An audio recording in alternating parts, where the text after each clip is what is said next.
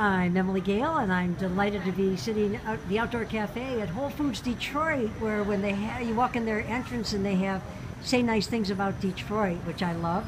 That they're one of the caretakers of the movement from back in the 70s that Herb and I and everybody in the city got going. And I'm delighted to be with Bruce Giffin, one of the renowned photographers in the city of Detroit. He goes way back, one of the first staff photographers with Metro Times.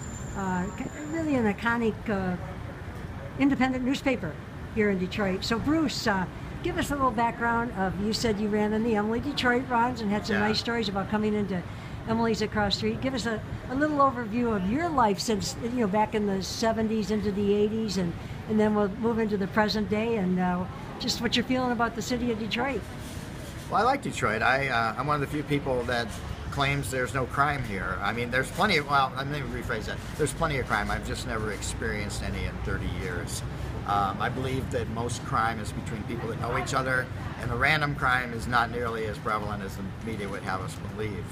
I ran in 2 or 3 of the Emily runs, and it was always an amazing experience running through the city. I remember when I first read about it, it was like, oh my God, running through the skyscrapers in the city of Detroit. What could be more exciting? I felt like I was in New York, right? And that was the first time anybody put a run on in the streets of Detroit. Yeah. That was the whole idea, was to showcase the streets and pass all the restaurants in Greektown and down where Soup Kitchen Saloon was and Woodbridge Tavern and Mexican Town. It was fantastic. Yeah. And I used to go to the store. I used to have a sales job, and I would park and go around to visit the banks.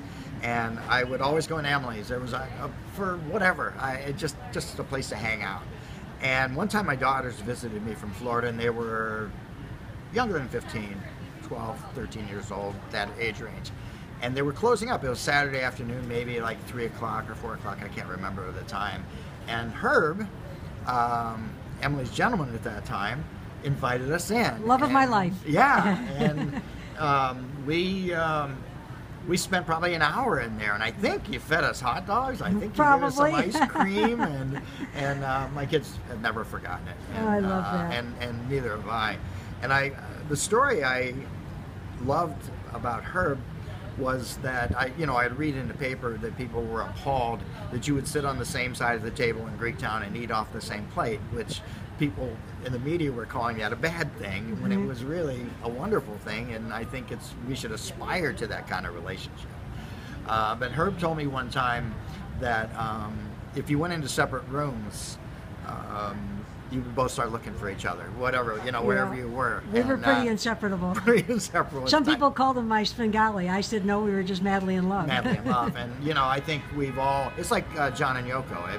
I think most of us aspire to that sort of relationship. I mean, who wouldn't want that, But it's not as, I think the possibility of running across someone you're physically, emotionally, intellectually compatible with, and to cross their path at a given split second in time and have you both be available is pretty remote. Particularly when everybody said, you're never going to fall in love, you're such a workaholic. Yeah. And I always used to say, when I find someone I have as much fun with by myself, with them, that would be the love of my life, and it was. And, well, and you obviously were having fun. And I have to say, people give me a lot of credit for everything, but without her, most of what we did in those years would not have happened. We were absolutely a wonderful team, and he was a brilliant guy, and it was very compatible. And so fast forward, you got your first camera at the age of 35. Yeah. I mean, you're so known for your photography these days, and became a staff photographer at Metro Times, and you've just turned it into something fulfilling your passion. Yeah, it is. That's all I do. I eat and sleep it, and I go out all hours of the day and night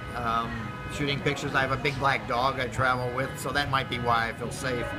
But I found them on the street too. I have 2 dogs that I found in the streets of Detroit. And you've been a mentor to so many people. I can tell from the way people respond to the photographs you post and stuff. So this is something that you've shared with other aspiring photographers. Yeah, I taught at Macomb, and I don't have a degree in teaching or anything like that. So I didn't really know what I was doing. So I just went with my heart, like Emily does.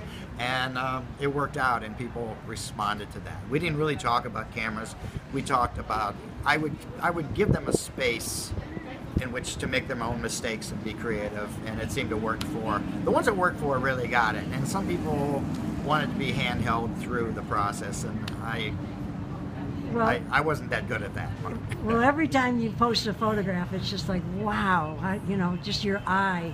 Well, You can thank you. tell when people are meant to be doing what they're doing. Well, coming from you, that's a huge compliment. Well, Because I admired you for years. Well, I'm so great. We've stayed in touch on Facebook, and we have some mutual friends, Yeah. Glenn Pruitt, a lot of mutual friends. Yeah, definitely. And that's what I love every time I come here is I'm working on the Say Nice Things About Detroit movement, which we're so happy that Shinola's become a caretaker, and Chris Gorski from Detroit GT, and City Bird, and everybody making the things. I love it. Hold that up for me. I think if you were still in Detroit, City Bird would have been your shop. Yeah, well, and that's what you would have probably turned into. Well, right? what I tell them, and here's the other one we're doing now. There's another one. This is my favorite. This is the one I remember from in the day. And the one that's really important to me that we've just started making again, because 30 years ago we had T-shirts with little pigs on them and said Detroit Cops are Tops. Always supported Detroit Police Department. We've just come back out with that. Chris has Gorski from Detroit GT, and he's giving some of the proceeds to the Police Museum, and they're just absolutely delighted about it. And I saw Isaiah McKinnon, the deputy mayor here, who used to be the police chief and longtime friend. One of the good guys, yeah. And he is very happy that we're doing it. He said, "Oh, I got one of the T-shirts," So all of it, just coming with you, I can't wait to get together again later in the week. You've got the Heidelberg Project shirt on. Yep. Which is a pretty unusual project. Talk a little bit about that. We got a couple minutes left. The Heidelberg Project, people have a love-hate relationship with Absolutely. it. And I have a problem with the people that decide to call the Heidelberg Project or the train station or other Detroit places eyesores. And I really want to know who gave them the authority to call anything an eyesore. I think the Heidelberg is beautiful, and I think the train station is beautiful, and I think most of the city. And if I can see beauty in an abandoned building like the train station, then I must be an optimist. But that's the way I see it. Well, I think that's what it's indicative of. And, just like Larry Austin here, who is the team leader here at Whole Foods Detroit, his optimism, and he had a dream. He worked for Whole Foods for years and wasn't a Detroiter, but he wanted a store in Detroit. Really? And when you sit and talk with him and you realize and feel his optimism, how positive he is. And we always used to say, we're not trying to convince other people to become positive, optimistic people. No. We just want to attract those that are. Yeah. And we all have strength in numbers. Yeah. And I always say what our Say Nice Things About Detroit movement, it wasn't Herb and I that did it. It was everybody that joined us and parlayed that attitude, and it continues 35 years later. Well, the fun runs were, and if they were an indication of the following you had, there was always what an energy in the air. And it wasn't even the runs; it was the dancing in the streets. It was all that, yeah. It afterwards. was really, the workout before, and it was a terrific experience. So it's Bruce Giffin. We're in downtown Detroit at Whole Foods Detroit, which has just been an absolutely wonderful addition to the city of Detroit. And we all have our own little way that we contribute together and kind of hold hands in a virtual way, and that's what I do love about social media. I always laugh and say we did everything we did before fax machines and social media, and I've had people say, "How did you do that?" And then, and I sometimes wonder too. But it's fun to be able to be doing it now, where you can reach so many people so quickly, and that's how you and I ended up here, sitting here. Yeah. So Bruce Giffin, check him out on Facebook, and reach out to him. If nothing else, take a look at what he posts, and you'll get a real nice, gentle, and heartwarming look at the city that we love, the Detroit, the D, as we say. Thank you. So we both say nice things about Detroit. Yes, Thanks, do. Bruce. It's great to see you. Good to see you. Aloha.